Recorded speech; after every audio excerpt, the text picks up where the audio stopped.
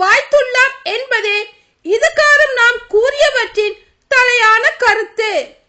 இவர் விண்ணகத்தில் பெருமை மிகு கடவுளுடைய அரியணையில் வலப்பக்கத்தில் வீற்றிருக்கிறார்.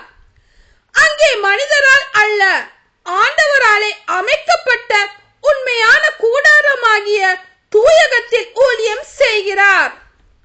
ஒவ்வொரு தலைமை குருவும் காணிக்கைகளையும் பலிகளையும் செலுத்தவே ஏற்படுத்தப்பட்டிருக்கிறார். எனவே பலி செலுத்துவதற்கு இவரிடமும் ஏதேனும் ஒரு பொருள் கட்டாயம் இருக்க வேண்டும். உலகிலேயே இருந்திருப்பார் என்றால் இவர் குருவாக இருந்திருக்க மாட்டார்.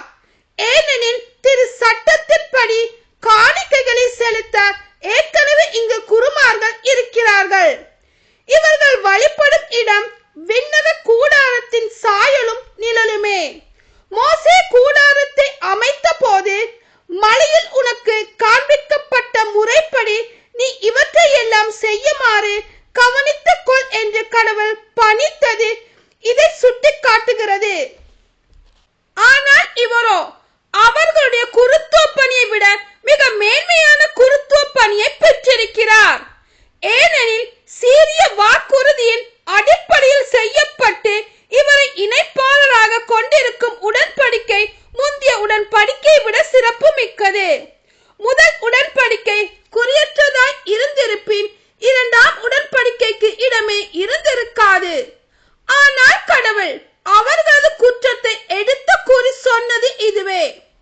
இதோ நாள்கள் வருகின்றன, அப்போது இஸ்ரேல் வீட்டாரோடும் யூதாவின் வீட்டாரோடும் புதிய உடன்படிக்கை ஒன்றை செய்து கொள்வேன் என்கின்றார் ஆண்டவர். எகிப்து நாட்டில் இருந்து அவர்களுடைய மூதாதையரை கைப்பிடித்து நடத்தி வந்த பொழுது நான் அவர்களோடு செய்து கொண்ட உடன்படிக்கை போன்று இது இராது. ஏனெனில் நான் அவர்களோடு செய்து கொண்ட உடன்படிக்கையை அவர்கள் மீறிவிட்டார்கள். நானும் அவர்கள் மீது அக்கறை கொள்ளவில்லை என்கின்றார் ஆண்டவர். அந்நாட்களுக்கு பின் இஸ்ரேல் வீட்டாரோடு நான் செய்யவிருக்கும் உடன்படிக்கை இதுவே. என் சட்டத்தை உள்ளத்தில் பதிப்பேன், அதை அவர்களது இருதயத்தில் எழுதி வைப்பேன். நான் அவர்களின் கடவுளாய் இருப்பேன், அவர்கள் என் மக்களாய் இருப்பார்கள் என்கின்றார் ஆண்டவர்.